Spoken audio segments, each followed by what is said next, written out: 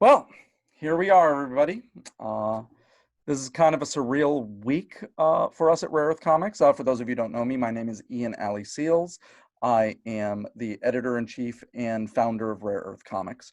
And this is a really bittersweet week for all of us because Rare Earth Comics has been going to San Diego Comic-Con, the biggest comic book show in the country, for a little over 16 years now.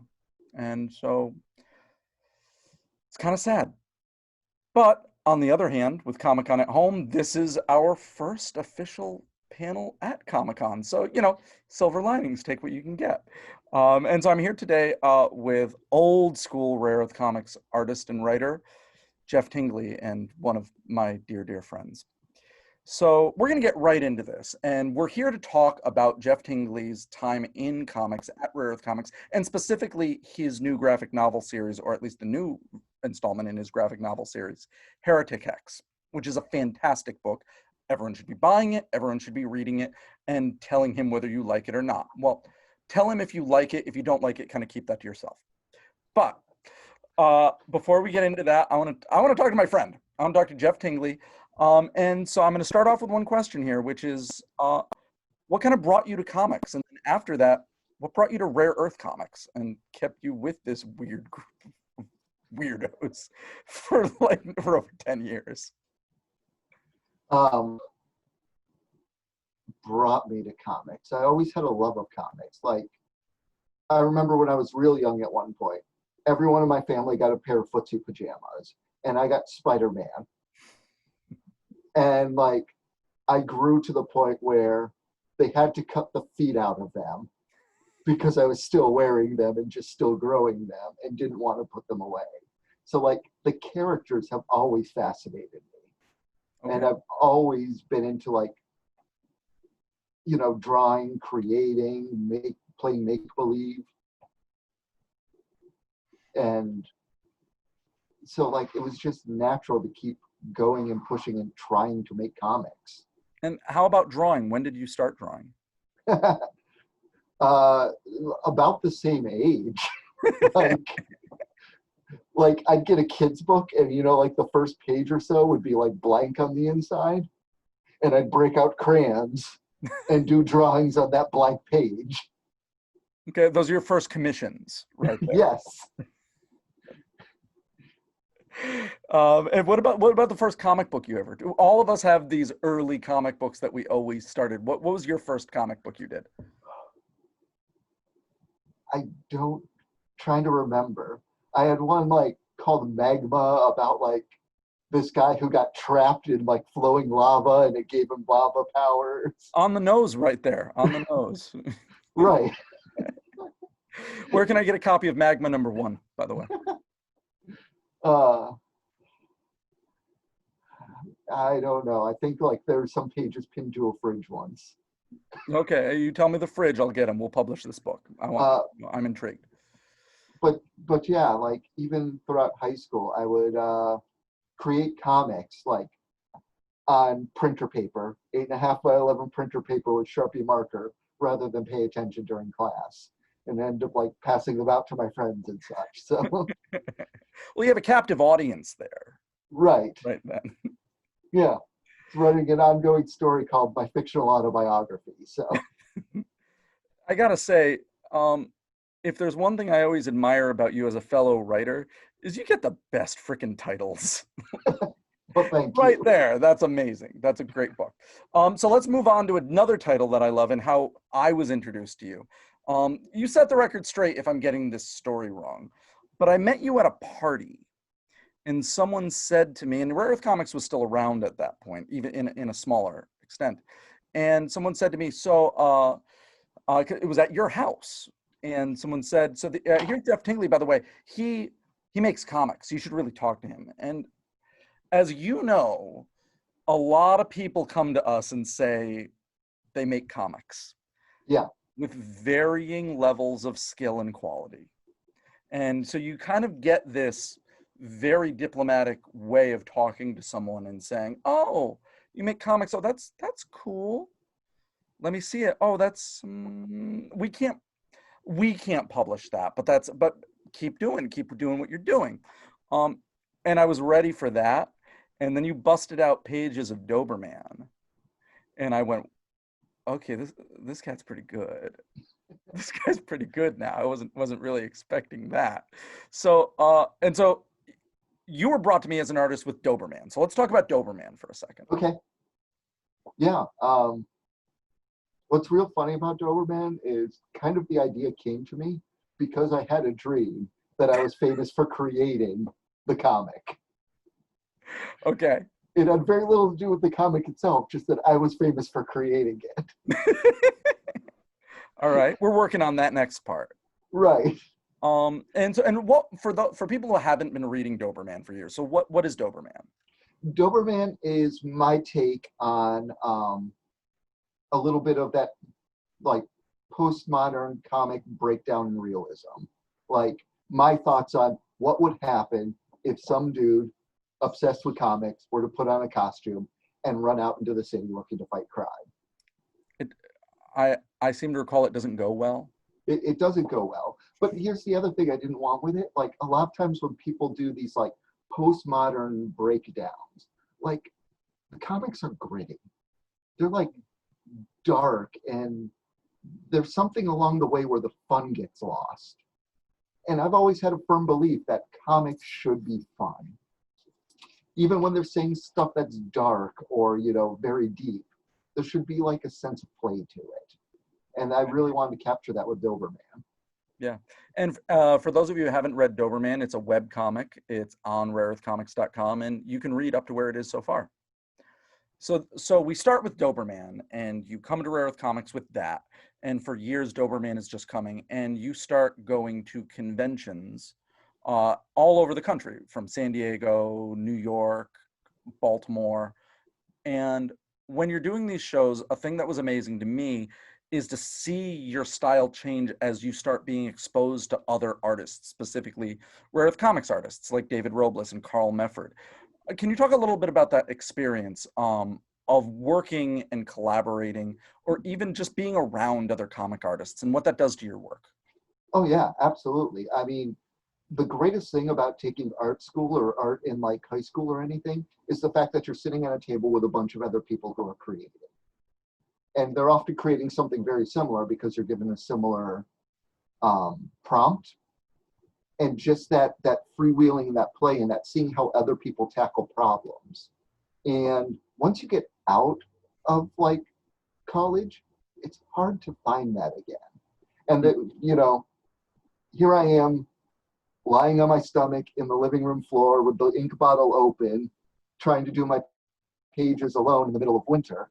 And it's a completely different environment once you sit at a table next to any of these people at a con, and they're getting commissions, and you're looking over going, how you doing that?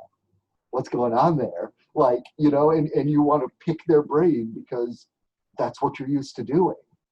Yeah, absolutely. It's so cool to watch. Working with you as long as I have, that's a big thing, is watching your style change and tighten and morph over time.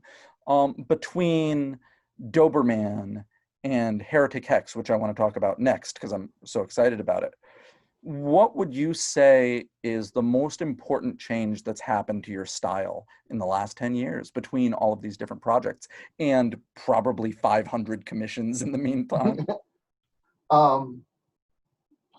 Weirdest thing about it is for a little bit I was pursuing a career as a tattoo artist. Mm-hmm. And before going into that, I'm looking at, I was very influenced by that Image era of comic artists. Sure. The Jim Lee, the Todd McFarlane, the whatever. Please don't say Leafield. Please don't say Leafield. Oh, no. We just got to check, man. I just got to check. I've known you a long time. But there's something like hyper stylized but overly detailed about these guys. Mm-hmm. And I get into like working tattoos because, I love tattoos. I want to do that. And I finally get an apprenticeship.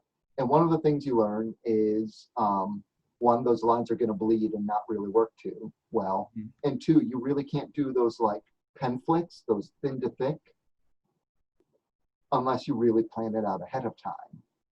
Um, so when you're tattooing, like any art is problem solving.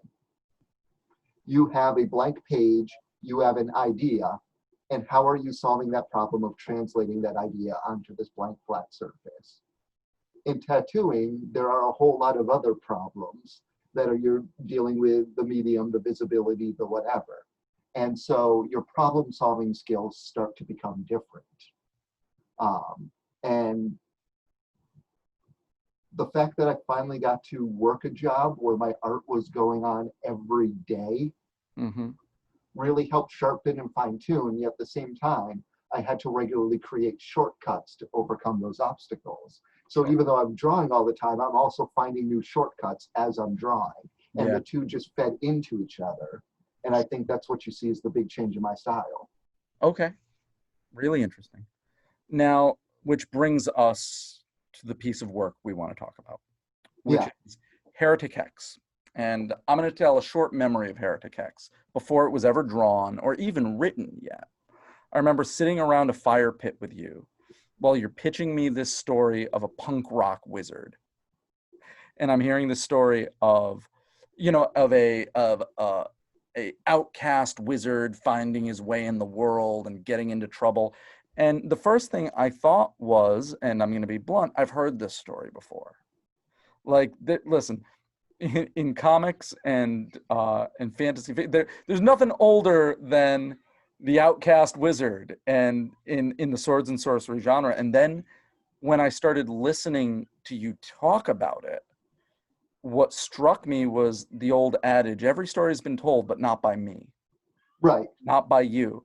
And what hooked me on it was your vitally interesting perspective on this story and this character. So for those of us who don't know, tell us where Heretic Hex comes from, what the story is, and what it means to you. So while I was pitching it to you, at that point, the script was probably about 90% written. Okay. So when I got into tattoo and decided that's what I wanted to do, I'd been on essentially one career path doing entertainment for theme park since I was 18. And I was living in Georgia. I followed my job down to Georgia from Massachusetts. And that got taken away from me through a series of weird circumstances. And I went, well, shit, there goes my career. So what else do I want to do? And that's how I decided to start pursuing tattooing.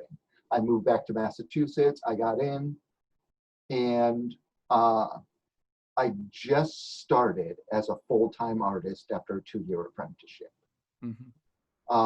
I'm less than 2 months into tattooing. And the guy who taught me, the guy who ran the shop, asked me to leave, not so nicely, because he was going to be moving. And I went to every other shop that I could, and everybody said, yeah, your work's nice, but you need more experience. It's like, yes, I'm aware. So I spent a couple months of just driving everywhere I thought I could drive to within a basic day to tattoo, and hitting every shop within the area and getting told this repeatedly. And one day I wanted to go out and just, I couldn't will myself to anymore. And this story that had been brewing in my head, I just started, you know, hammering it out and typing it out. And that's why it was already like 90% written, like, because it just, it flew out of me. And part of the big seed of it is when you meet Lars, he is somebody who doesn't know what he's going to do next, because he has once again had his life ripped out from under his feet. And you get the sense that's happened to him a couple times. Yeah, I believe the intro in Heretic Hex 1, you know, explained that he's a character who's had his teeth kicked in too many times and is trying to find his way. Yeah. Yeah, and you match that with just this attitude of like hating anybody blatantly in charge. and that's one of the things that I love about the Heretic Hex story, is that it is so bitter and it's so acrid, but it's also hopeful. And like you said about Doberman, it's also fun, even with this angsty character and the pain that you can feel. It's still fun. It's still a great Thank you. story, and you never want to be away from the character. How did you achieve that? Uh, so this is also, and part of the reason it's in black and white, because like now that I'm drawing digitally, I can do the whole thing in color. But like part of the inspiration for this, and even the fact that it's set in a fantasy world, comes from also during that 90s area. I was obsessed with 90s fantasy indie books. Okay. Like Bone, Cerebus, Poison Elves. Poison Elves, a big one. Poison Elves, a big one, yeah. And all of those characters that I loved reading because I related to them, all I did is pull out the parts of me that related to them, including the main character himself, Lars Strummer. I purposely named him after, to me, two punk rock icons. Yeah, yeah. Lars Fredriksson from Rancid and Joe Strummer from The Clash. One of the things, when I'm selling your book, which I love to do, I always say to people is that Heretic Hex, which again, I mean, it's been alluded to, but for those of you who haven't read it yet, it's the story of wizard Lars Strummer, who is a reject from the High Mage Council, who is just bumbling through this swords and sorcery landscape with his talking cat Loki, and falling into adventures with assassins and dragons and zealot clerics and so forth. I mean, it's a page turner. It just keeps moving. And so when I describe it, I always say that Jeff Tingley, you take that rebellious feel of punk rock music and fuse it into a story of swords and sorcery. And when you were just describing that, what I just realized is its inspiration, punk rock. Punk is angry as hell. It's anger music incarnate, but it's always fun. You Yes. always want to be around it. And you're a punk rock DJ, so obviously that's going to bleed through. So Heretic Hex 1 was, can you give us a synopsis really quick of the basic story? And then I want to talk about Heretic X 2. Yeah. So this story starts, you said, we again find Lars like rudderless, nowhere to go. And a dragon attacks a small town that he's in because a very valuable item to the dragon was stolen. Mm-hmm. And Lars goes to investigate who stole it. And at first it looks like an elf, but it's another member of the Mages Council who's looking to incite war. And so you have a whole story based on that mistaken identity I'm not going to give it away. Right. That story ends, and then we pick up Heretic Hex 2. Talk to us a little bit about Heretic Hex 2. Don't give everything away. And then I want to see some art. And I know everybody else wants to see some art. So where's this story going? So one of the things that I wanted to do with Heretic Hex that I wasn't sure the first book encountered, fully accomplished, was I want you to question at the end of the day, is Lars a good guy? Which is totally up in the air. Right. But I thought he was almost too good at the end of the first book. Okay. So like I wanted to muddy the water a little bit. And to do that, I think I need to give him some flashbacks. I also wanted to create more of the world and tell you why the Mages Council is doing what it's doing. Okay. But most of all, the seed kernel for all of this, I had two thoughts and two things I wanted to do. One was I wanted to have a heist. Yep. So that this book revolves around a heist. And two, I changed it to a monster, but I originally wanted to fight with a vampire in a graveyard. And I couldn't tell you why. Well, because you're Jeff Tingley. That's why. But okay, so you originally wanted a fight with a vampire in a graveyard. And right. And what does that turn into without any spoilers? As I'm creating some of the characters that the story revolved around, it didn't make sense for this one creature to be a vampire, but it made sense for them to be like this weird toothy monster anyway. Sure, sure. And by the way, if anyone has ever seen Jeff Tingley draw monsters, many of you have commissioned him to do so. Uh, they'll scar you for life. Well, thank you. So Heretic Hex 2, it's a heist. So It's a show heist. us. I want to see some pictures now. Hold on. Let me get this ready so you can. All right. Show us some pictures. Well, you talked about monsters first, so let me start there. All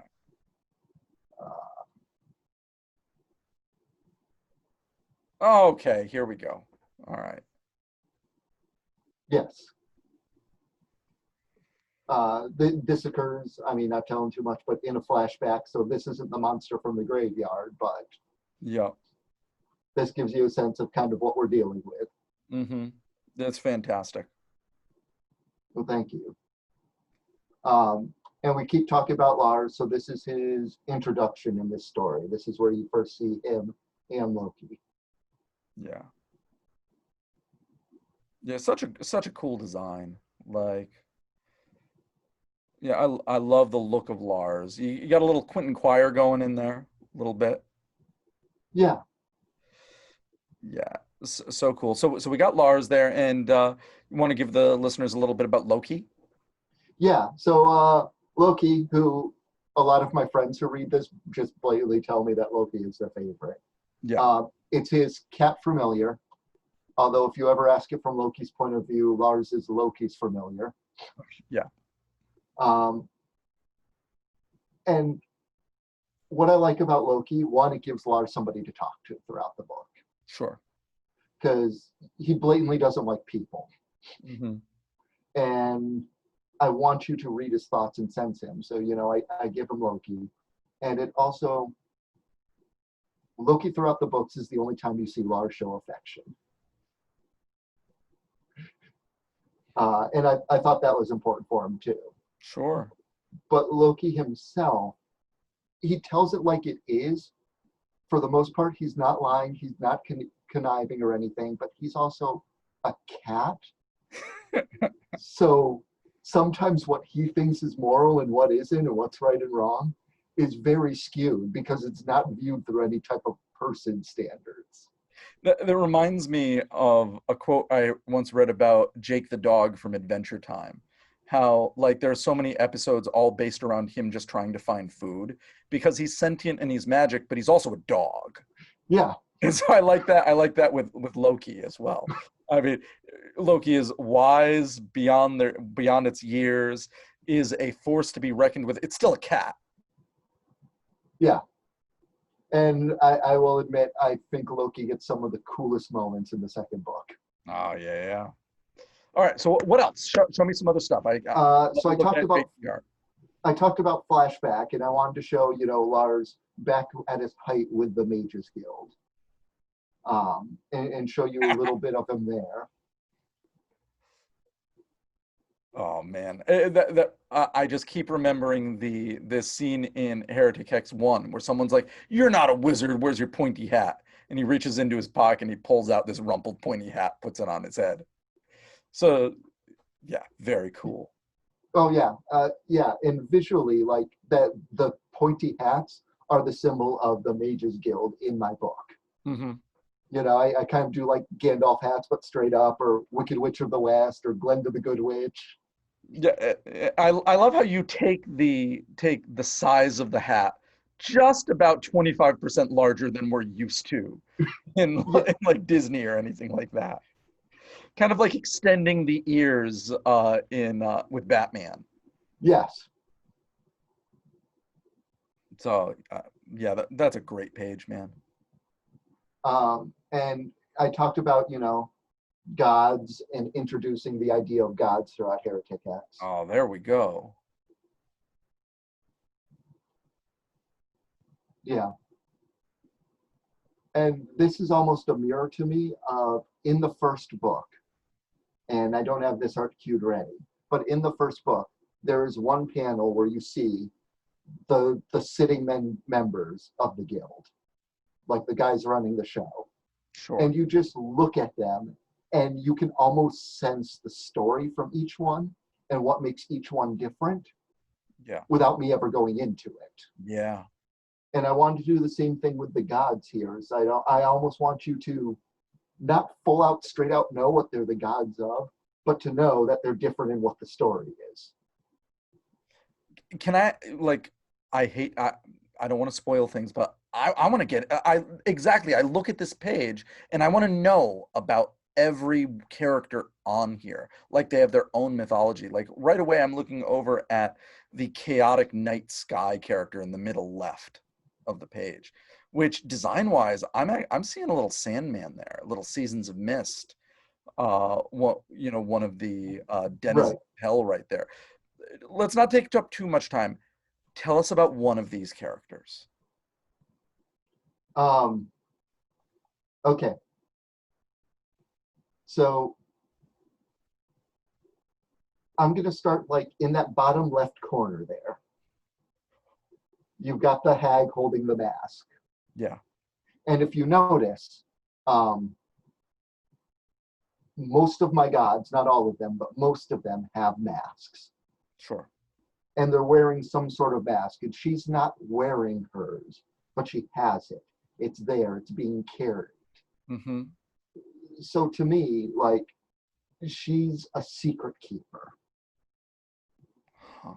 Like she's going to be down within like the bowels of the earth in some like dark cave, nibbling and eating on the secrets.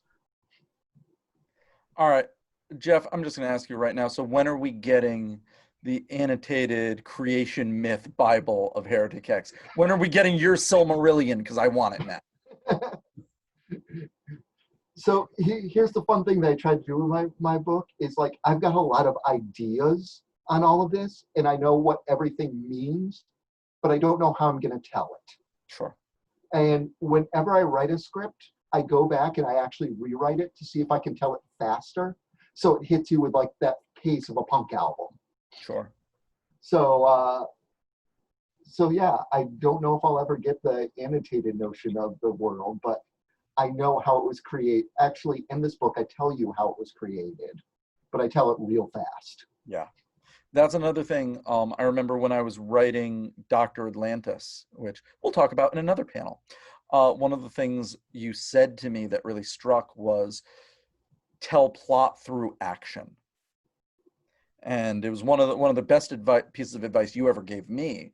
And it's one of the things I like about your work. You tell plot through action. And sometimes a lot of words too. Right. But it's something I've always admired about your writing and your work. Thank you.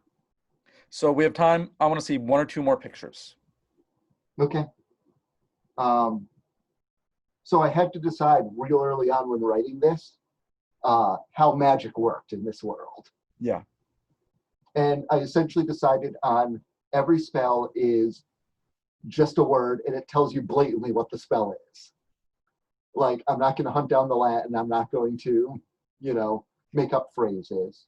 It's going to be a power word that I actually use a different font for with a hand gesture. Okay. So I actually, for these images, I took the words out, but here he's just saying fireball.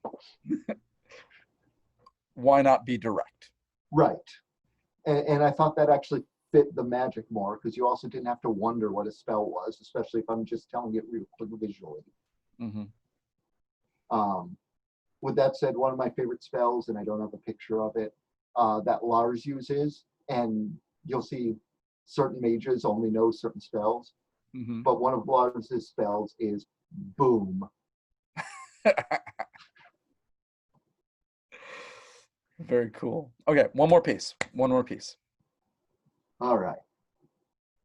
I know there's a lot to choose from. Yeah. Let's just do this, which I set aside that I might put a logo to at some point to advertise. Because that's awesome. That I think just captures his attitude.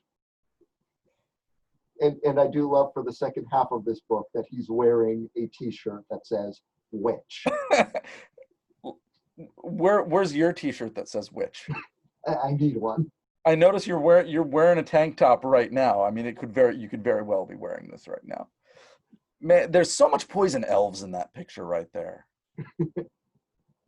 It's oh man, exactly. It just captures the character. And artist David Robles did a spotlight of you.